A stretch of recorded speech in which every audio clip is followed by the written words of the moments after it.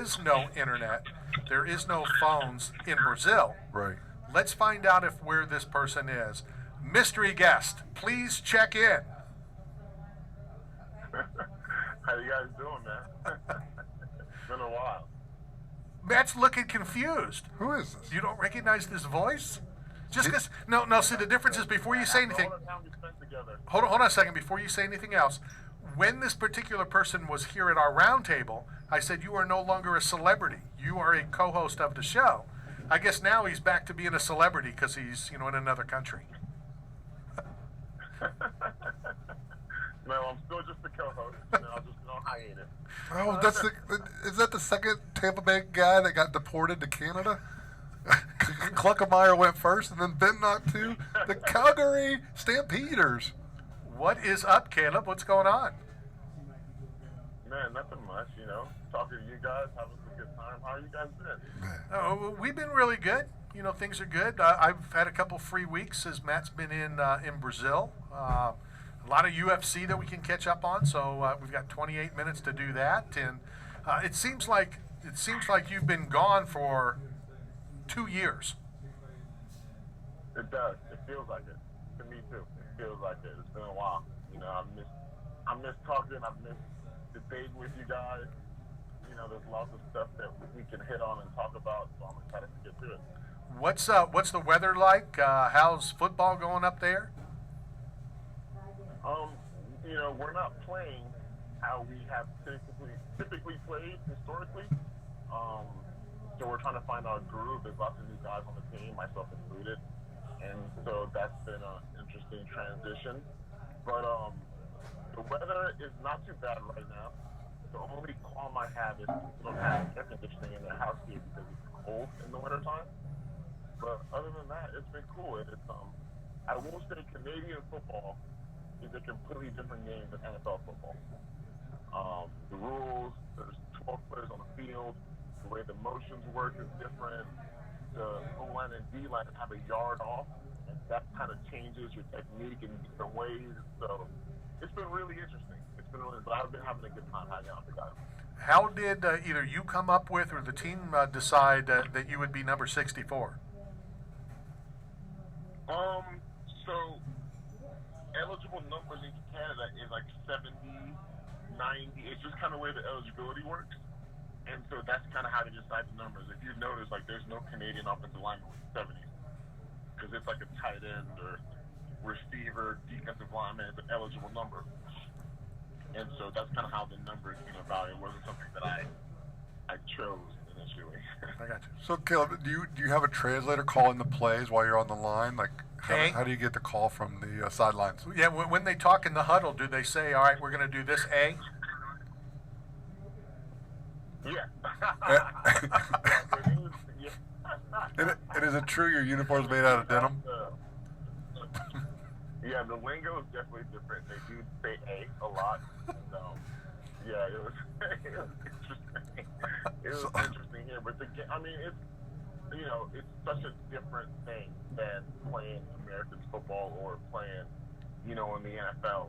Everything is different, and so it's been an adjustment, but it's been fun, And so I see why certain guys have success in Canada but can't make the transfer to the NFL, and you see why a lot of NFL guys come to Canada, and it just doesn't quite have the same success because, again, it's a different thing entirely, the way everyone plays. I didn't know there was 12 men on the field until probably the second week I was here, and I was like, wait, hold on, there's 12 guys out here? And they were just like, yeah. So you didn't even realize it the first game? No, I didn't. I did not realize the 12 men the first game. Oh, that's awesome. All right, so as you talk about the difference, of playing, how about the difference of the fans? Oh, man. There's not that many fans at most games. Some teams have notoriously loud fans and, crazy stadiums, but, I've played for the Bucs, the Saints, and the Patriots, and the Jets, and those are all places where the fans were super, super loud, and you have to do silent cadence. And we've played road games where we didn't have to go silent because the fans aren't that loud, or there's not that many fans. So it's different. It's different for sure. So it's like playing at the Apex. that's a great way to explain it, yes. Most games like playing at the Apex. Yes, but people here are very nice. Reminds me of being in Texas, you know. But yeah, man, it's been an interesting experience, and I've had a good time. So Caleb, are you guys still accepting? Like, is the roster full? Is there any room on the roster? Because DJ Hernandez, brother of Aaron Hernandez, has a killer plan ready. And so if you guys are drafting anyone, Dennis Hernandez is ready for you guys. You're an idiot. Are you familiar? Are you familiar with the story, Caleb? Of DJ Hernandez? No. Well, Aaron Hernandez, you know who that is, right? Play for the Patriots. Aaron Hernandez's older brother Yeah, never. has just been arrested as he had a big plan that he was going to go shoot up a school. Oh, wow. And Matt, being the idiot that he is, Just saying he's available. is trying to And make he's got a humor plan of all it. mapped out.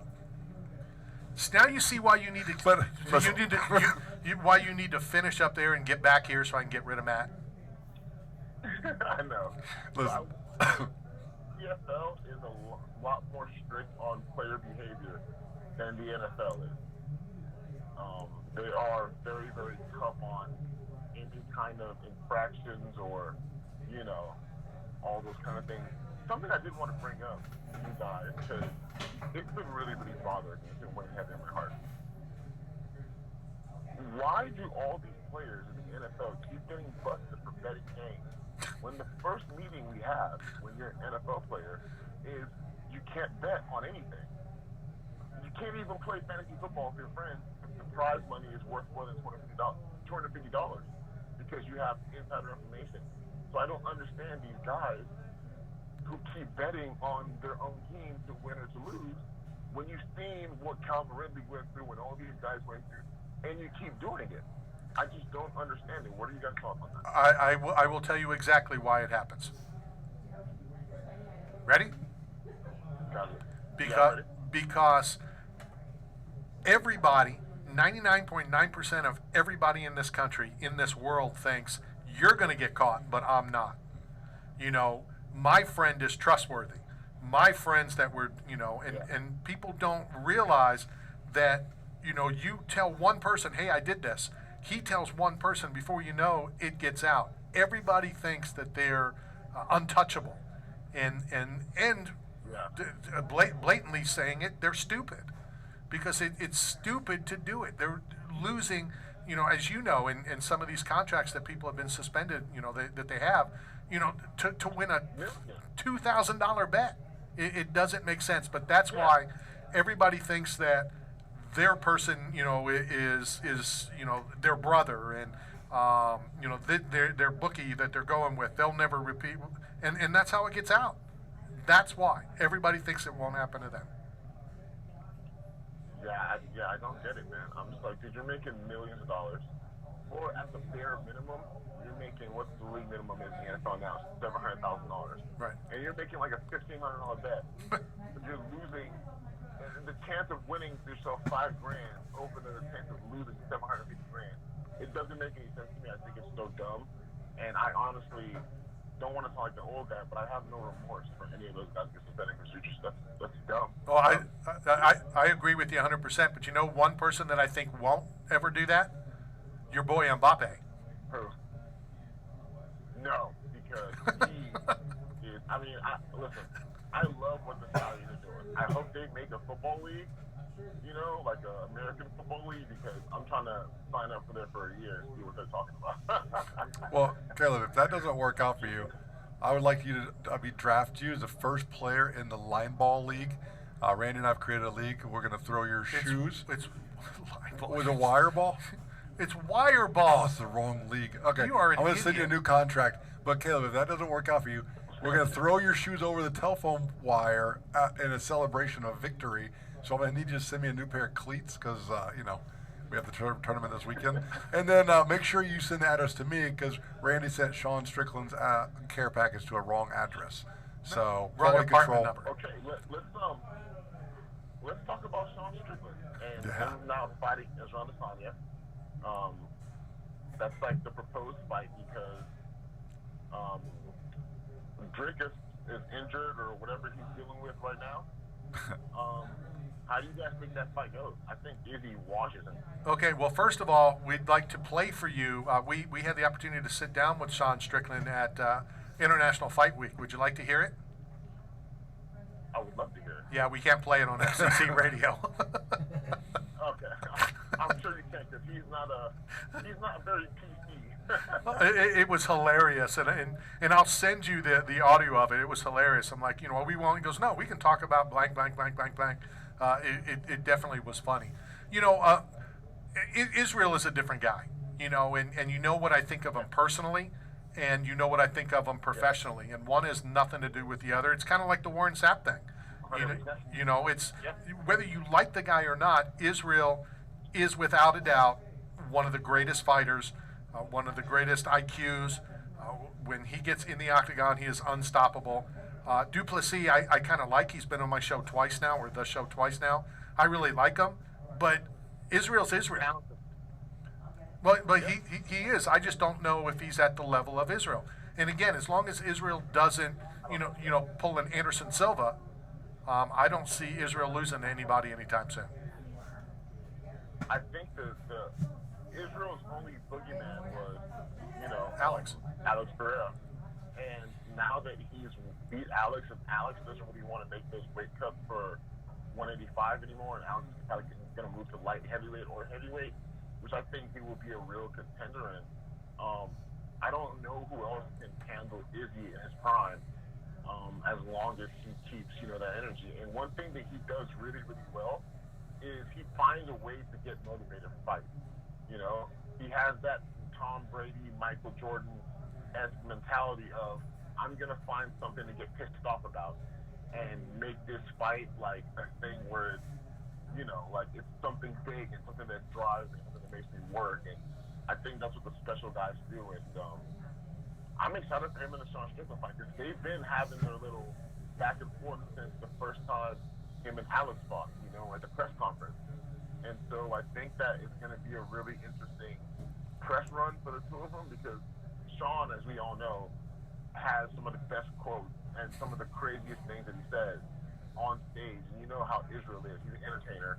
He knows how to entertain you pre-fight, press conference, in the cage, and post-fight. So I think that's going to be a much more interesting lead-up than it would have been with Drigas. But I do think that the whole Drigas thing, because of the racial undertones that people always talk about, that was been a good fight. But that division, man, is really interesting. It's getting really, really interesting. I think it's good. Speaking of weight cuts, Caleb, any chance you could get down to about 236? 236. The second that I called it quits and I retired, I want to be at least about 250. 236 might be a little bit light. I have not been 236 pounds since I was in the 7th grade. Well, just so you know, 236 pays $262.5 million for a 5-year deal for the Chargers. Justin Herbert, who signed a massive extension with the Chargers. He did, deservedly so. He's a talented quarterback. And again, like the thing that people think about now is like, oh, you have to win Super Bowls to get a lot of money. The NFL is a business. You have to put butts of seats. People want to come watch you. And if you can put up points like Herbert does, and he goes for a bunch of yards and stuff like that, you're going to get the big bucks because guys want to come see you. What's been really interesting to me is this running back market that's going on right now and how guys who are stars can't get paid. Like Saquon Barkley and Josh Jacobs having 2,000 yards, and they're fighting to get a $9 or $10 million a year contract to get long-term deals. And so that's been really, really interesting to see kind of how the league is shifting. What are you guys' thoughts about it? Well, it's ironic because I had Barkley's name down and circled, and I was going to bring that up next. And since you did, thank you for co-hosting the show like you always do to such heights. Explain. I don't understand. So offered or not even offered, they put him under the franchise. He doesn't want to sign the franchise. The day of veterans reporting, he agrees to an $11 million which was only $900,000 more than what they offered him. So he held out, and all of this for $900,000? To me, that doesn't make sense. You know, I genuinely believe that he is a team-first guy, and he wants to be their first teammate, and he wants to play football, and he made the choice based on that. Because you look at the last running back I saw hold out, Le'Veon Bell and Zeke Elliott, right? And you can say what you want about those two guys after they signed their contracts because it wasn't spectacular seasons after, but the running backs touched the ball more than anybody as far as getting carries and physical hits, and those guys give you production. Le'Veon Bell for a few years was the best running back in the NFL. Right. Zeke Elliott, his first 4 years, was the best running back in the NFL. So I think those guys deserve to get their money. It's just understanding how to keep them fresh, and the NFL has changed the rules to protect quarterbacks so much and receivers so much, but there's no rule to protect running back. So running backs still get the same wear and tear, and now they get the valued. But it's definitely a touchy subject, and I don't kind of like how I was looking for him because those guys are special. What Josh Jacobs does is special, for the Raiders. And what you look at Daniel Jones, when they rush for less than 100 yards, he's like 1 in 18 as a starter. Right. When they rush for more than 100 yards, he is a phenomenal player now, and he gets the big contract. And the guy who helped him get the big contract doesn't get his big contract. And so it's definitely something that needs to be talked about and worked on, and hopefully it gets fixed now. Well, unfortunately, I had the Four Letter Network on, and everything that they do and talk about to me is, I got to be careful because I want to make sure that I'm on the radio next week. But they were recommending, listen to this, they were recommending that all running backs, the day of the game, call out sick. This is the NFL. Well, UPS did the same thing, didn't they? And they boycott? But sometimes that's what it takes to make a stand, to make a change. I know it's not something that people want to hear or people want to see, and you might think that they're divas because of the amounts of money they're asking for, but how else do you change it? Look at the actors and the writers. They're like, hey, we're not working anymore. We need these things changed. The way the streaming is going down, the way all these things are going down, we need to define what a stream is so we can get our residuals. And unless you make a stand in some way, shape, or form, those things don't change. And I feel like for the last however many years, a running back has been kind of phased out of the offense because quarterbacks are protected. Most quarterbacks are dual threat quarterbacks. You don't have a lot of quarterbacks who are just stationary in the pocket. Tom Brady's gone. Peyton Manning's gone. Every quarterback now has the ability to move. Right. And so that devalues the running back, And so I think that they have to find a way to make their own stand. The NFL CBA is not up the game until 2030. So they have to find a way to make a stand and to, so I definitely understand it. It's not an easy situation. All right, here's my two comments, and then Matt will say something stupid, I'm sure. Absolutely. One, happened to the fullbacks X amount of years ago. Where are the fullbacks? There are no more fullbacks. But my whole thing is, if you sign a contract on both sides, and I understand it's not on either side. A player can be let go, which they shouldn't be either. Should be guaranteed. This is the deal, and until your contract is up, you play for what you sign for. Just like we've talked about it with the UFC. You sign the contract. If you sign the contract, that's what it is. Negotiations are negotiations. If you don't like the deal, don't sign it. Somebody will take it. No, for sure. For sure, I agree. If you sign it, then you shut up and you plan it, and you don't gripe about it, right? But the money it's strange to see left tackles making $30+ million a year, and then a guy like Saquon Barkley, who accounts for over half your offense, is making 10 or fighting for $11 million. Right. It's a strange thing to see, and and these quarterbacks are getting $300 million deals, $400. Patrick Mahomes got a $500 million contract, and they're going to restructure it and give him even more money. Right. And deservedly so, because I think he's going to be the GOAT. when it's all said and done. But there are teams that have running back by committee, and those guys shouldn't get paid $16 million a year. But what Saquon does for the Giants, he should get in that $15 million range. Right. What Christian McCaffrey did for the Panthers when he was healthy, he deserved. I played against him and played with him. He deserved that money. And look how he changed the 49ers that fast. The 49ers couldn't hang out with the Chiefs before Christian McCaffrey. Christian McCaffrey comes into the team, they look like a whole brand new team, you know? And so some of those guys are game changers, and you should get paid as such when you're a game changer. It shouldn't be because, this position doesn't deserve this money. This player deserves this money. And I think that's how it should be handled on a player-to-player basis. I agree. And before we talk, we only have about 8 minutes left. Before we talk about this weekend's UFC, I can hardly wait to hear what stupidity is about to come out of Matt's mouth. I have a proposal. And Caleb, you're a smart businessman. Maybe you want to invest in this idea. But we started an expansion team backed by the Teamsters. When the NFL running backs hold out, we go and get all the UPS drivers that held out last week or for their contract. We put them in because they can deliver the ball to the end zone on time. And I've seen guys hop barbed wire fences out in Vallejo, California, like E40. I've seen people dodge pit bulls down in Miami. I mean, these drivers are talented. They're hopping fences and like juking and jiving, and packages always get there safely on arrival, on time.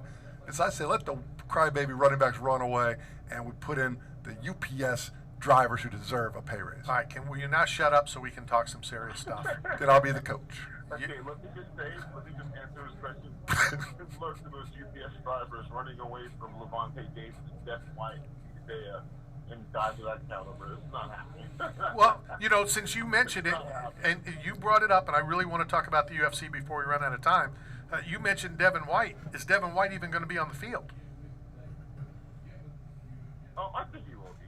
I think he's in his 5th year now. That's his biggest money year.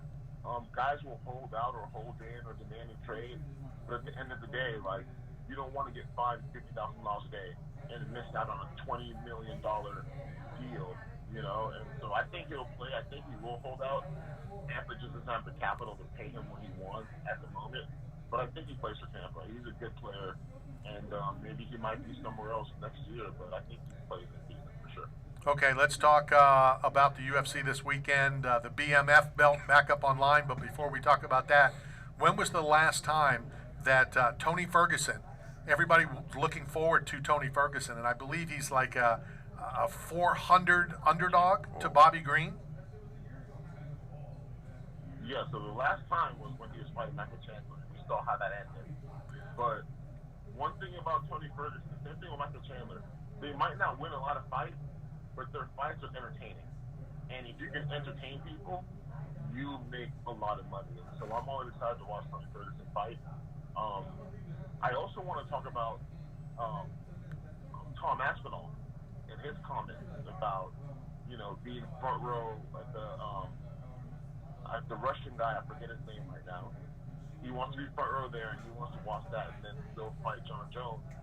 And so what do you think about Tom and his return? He looked really good in his last fight last week. Got the guy out there early. And what do you think about him and possibly fighting the GOAT of the UFC, John Jones? Well, and just to correct you, and since you're so far away, I feel like I can correct you. He's the GOAT heavyweight, not just the GOAT of UFC, in my opinion. So I think he's the GOAT heavyweight. Say that again. I agree with you. He is the GOAT heavyweight, but okay. He's the GOAT of the UFC. Period. I don't think anybody has the same resume and has done it as long in both divisions. I think it's unreal. No, I agree with you. I thought you were saying just of the UFC and not Pride and not anything else. I thought Tom looked good. What I would like to just change it, and again we're going to run out of time. Next time we need to do an hour and a half with you next week. I don't like them bringing fighters in after what happened, at the last fight with Israel. I don't like that stuff, and that's BKF-ish. That's the UFC's not supposed to be like that. It's supposed to be more, and BKFC's not supposed to be like that. I just think it dampens, the product. It takes away from whoever just won that fight, And so I don't want to see Tom get, in the cage after that fight. But I do think he goes on and he beats whoever wins that, and I think he does fight John Jones soon. If John beats Stipe. Well, John's going to beat Stipe. And I think John's going to beat Stipe really easily. Stipe is, 3 years out of his last fight? Right. Against Francis. Yeah. He didn't look very good against Francis, but again, it is Francis. I think John does away with Stipe. Stipe's in his 40s right now. He's been a firefighter. It's tough to kind of come from that, but I think he gets a big payday from fighting John Jones. But, I don't always like the guys coming in after that fight, and doing the whole promote thing for the next fight. But I think that moment that Drake has had is the biggest moment of his career. Probably.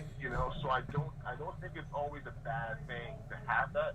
Sometimes it is because the guys aren't, like the one with Sugar Sean and the Jamaican brother, I'm not forgetting his name. Aljamain Sterling. Champion. Aljamain, with Aljo.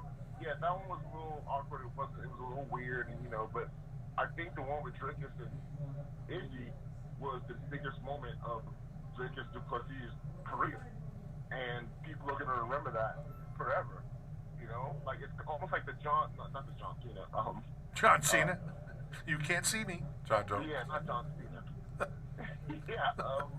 What's his name? The big boy, the Wisconsin boy from WWE. Brock Lesnar. Brock Lesnar, like the Brock Lesnar one, like those kind of things, like those are big moments you remember. Sure. I don't think everyone should have the right to go in there, but because of the build-up and because of what Drake has said leading up to that and the way he called Izzy out, I think that was a really, really big moment, and I wish that fight would have happened because I think it would have been huge.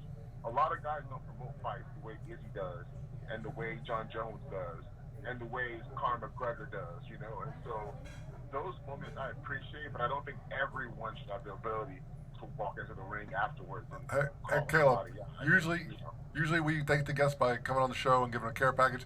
Did you send me a picture of ID? I need some universal health care. I got COVID back from Brazil.